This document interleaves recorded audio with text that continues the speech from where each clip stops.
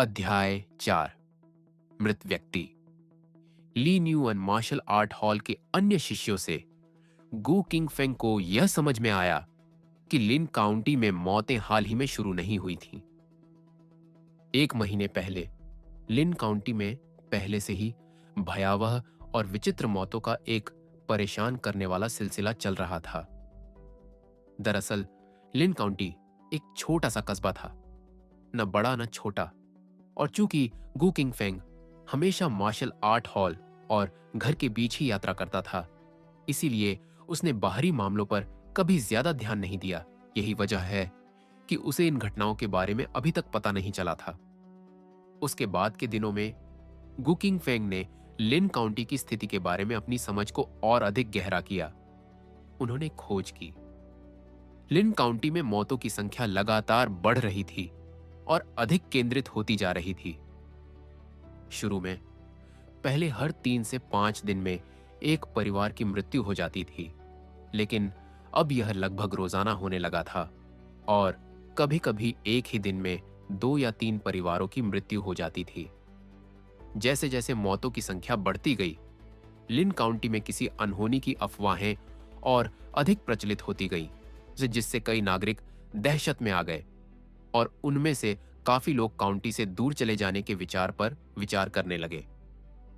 इसके कारण स्थानीय अधिकारियों ने एक नोटिस जारी किया, जिसमें कहा गया कि एक हत्यारा लिन काउंटी में घुस आया है और इन हत्याओं के लिए जिम्मेदार है, लेकिन अधिकारियों ने पहले ही संदिग्ध का पता लगा लिया है और जल्द ही उसे पकड़ लेंगे, जिससे सभी नागरिकों को आश्वस्त किया गया कि वे निश्चिंत रह सकते हैं।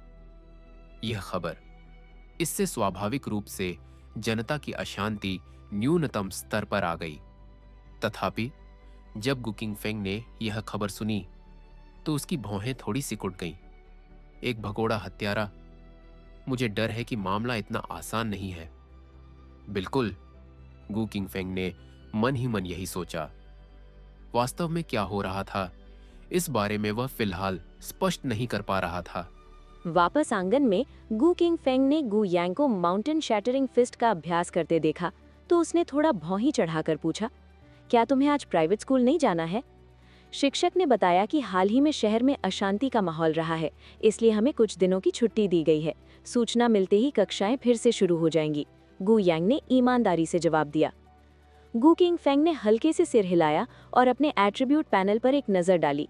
अचानक उसे लगा कि उसकी चिंताएं काफी हद तक कम हो गई हैं। इसके बारे में इतना ज्यादा क्यों सोचना? चाहे कोई खतरनाक साजिश हो या कोई हत्यारा खुलेआम घूम रहा हो, जब तक वो काफी मजबूत था तब तक इनमें से कोई भी समस्या वास्तव में समस्या नहीं थी। फिलहाल ताकत को तेजी से बढ़ाने के लिए प्राथमिकता ये थी कि गु यांग को कोई बड़ी सफलता हासिल हो। जब उनके बेटे ने सफलता हासिल कर ली, तभी वो एक पिता के रूप में अपनी खुद की सफलता हासिल कर सकता था। इसी विचार के साथ गु किंग फेंग ने चुपके से एक क्यू ब्लड पिल निकाली और उसे गु यांग को सौंप दिया। ये एक ची रक्त की गोली है, विशेष रूप से माउंटेन शैटरिंग फिस्ट के अभ्यास में आपकी सहायता के लिए। चूंकि निजी स्कूल फिलहाल बंद है, इसलिए आपको घर पर रहकर अपने अभ्यास पर ध्यान देना चाहिए। प्रतिदिन एक गोली लें और ध्यान रखें कि अधिक मात्रा में ना लें, अन्यथा ज्यादा से ज्यादा आपकी नाड़ी नसें क्षतिग्रस्त हो जाएंगी और कम से कम आप मौके पर ही मर जाएंगे। अंतिम शब्द बोलते समय गु किंग फेंग का चेहरा बेहद गंभीर हो गया। स्वाभाविक रूप से ची रक्त की गोली खाने से किसी की मृत्यु नहीं होती, लेकिन इसका अत्यधिक सेवन निश्चित रूप से हानिकारक था। इसलिए उसने जानबूझकर इसके परिणामों को बढ़ा चढ़ाकर बताया, ताकि लड़का उसकी बातों को अनसुना ना करे। यकीन से ये सुनकर कि बहुत अधिक खाने से मृत्यु हो सकती है, गु यांग का चेहरा पीला पड़ गया और उसने जल्दी से कहा, चिंता मत करो पिताजी, मैं बहुत ज्यादा नहीं खाऊंगा। अच्छा हुआ, यही तो सबसे अच्छा है। इसके बाद गु किंग फेंग ने गु यांग को माउंटेन शैटरिंग फिस्ट के अभ्यास की बारीकियों के बारे में कुछ सुझाव दिए और फिर आयरन बॉडी स्किल्स का अभ्यास शुरू करने के लिए दूसरी तरफ चले गए। 1 महीने पहले आयरन बॉडी स्किल्स हासिल करने के बाद से, और शायद इसलिए कि उसने रिफाइनिंग स्किन परफेक्शन प्राप्त कर लिया था, गु किंग फेंग ने पाया कि आयरन बॉडी स्किल्स सीखने में उसकी प्रगति माउंटेन शैटरिंग फिस्ट का अभ्यास करने की तुलना में अनगिनत गुना तेज थी। आयरन बॉडी स्किल्स में शुरुआती स्तर पूरा करने में उन्हें केवल 1 महीना लगा। आयन बॉडी स्किल्स में शुरुआती स्तर पूरा करने तक गू किंग फेंग को अपनी त्वचा में मजबूती महसूस होने लगी थी। हालांकि ये बदलाव बहुत नाटकीय नहीं था, लेकिन ये शक्ति में एक वास्तविक वृद्धि थी। तथापि एट्रीब्यूट पैनल पर उसके दायरे में ज्यादा बदलाव नहीं हुआ था। इस संबंध में गू किंग फेंग को कोई परवाह नहीं थी। एट्रीब्यूट पैनल में भले ही कोई बदलाव ना हुआ हो, लेकिन इसका मतलब ये नहीं कि वो और मजबूत नहीं हुआ है। मौजूदा परिस्थितियों को देखते हुए स्वाभाविक रूप से वो अपनी ताकत को जितना हो सके उतना बढ़ाना चाहता था। समय बीतता गया। पलक झपकते ही 3 महीने बीत गए। इन 3 महीनों के दौरान लिन काउंटी एक बार फिर से शांत हो गई थी। आम लोगों में आकस्मिक मृत्यु की घटनाएं बंद हो गई थीं, मानो सब कुछ अपने सही रास्ते पर आ गया हो। इन मामलों पर गू किंग फेंग ने पहले ही ज्यादा ध्यान देना बंद कर दिया था। जब उसकी सारी ची ब्लड पिल्स खत्म हो गईं, तो उसने golden bull martial arts hall से शरीर को शुद्ध करने के लिए औषधीय स्नान और औषधियां खरीदने के लिए अपनी बचत का इस्तेमाल करना शुरू कर दिया था। ये बातें, इनमें से अधिकांश को गू यांग को साधना के लिए दिया गया था, जबकि उसने स्वयं केवल एक छोटा सा हिस्सा इस्तेमाल किया था। पर तब भी 3 महीने बाद गू किंग फेंग ने आयन बॉडी स्किल्स को भी सफलतापूर्वक स्मॉल सक्सेस स्टेज तक पहुंचा दिया था।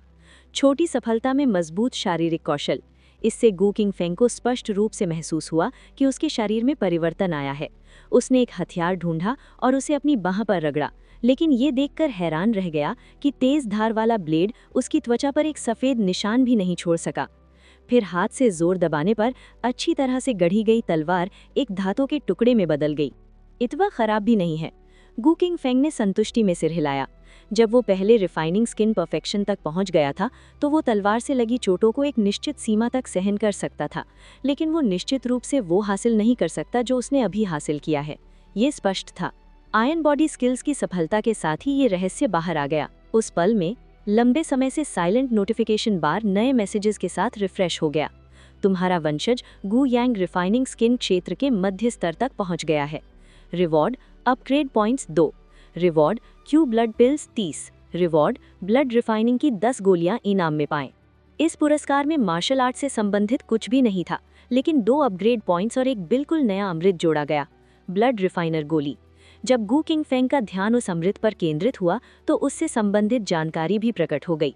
ये एक रक्त शोधन क्षेत्र के मार्शल आर्टिस्ट के लिए एक अमृत था, जो एक योद्धा की ऊर्जा और शक्ति को परिष्कृत करने, रक्त शोधन क्षेत्र में सफलता की गति को बढ़ाने में सक्षम था, और त्वचा शोधन पूर्णता स्तर के मार्शल आर्टिस्ट भी रक्त शोधन क्षेत्र में कदम रखने के लिए इसका सेवन कर सकते थे। क्या 2 upgrade points mountain shattering fist को उच्च स्तर तक ले जा सकते हैं?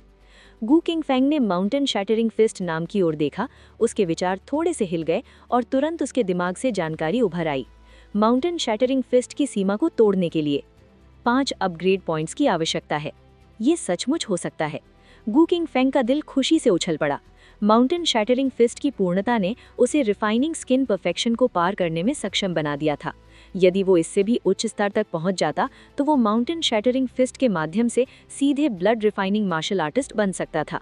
तथापि 5 अपग्रेड पॉइंट्स की आवश्यकता को देखकर गू किंग फेंग की भौहें थोड़ी से कुड़ गईं। सीमा को तोड़ने के लिए वास्तव में बहुत सारे अंकों की आवश्यकता थी। अब तक उसने कुल मिलाकर केवल 4 अपग्रेड पॉइंट्स ही जमा किए थे। 5 अंक बचाने के लिए कौन जानता था कि कितना समय लगता? इसे ध्यान में रखते हुए गू किंग फेंग में अपनी निगाहें आयन बॉडी स्किल्स की ओर मोड़ी। अगर माउंटेन शैटरिंग फिस्ट को बेहतर नहीं बनाया जा सकता, तो पहले आयन बॉडी स्किल्स को बढ़ाते हैं। बाकी बातों पर बाद में चर्चा की जा सकती है। अभी सबसे जरूरी है अपनी ताकत को जितना हो सके उतना बढ़ाना।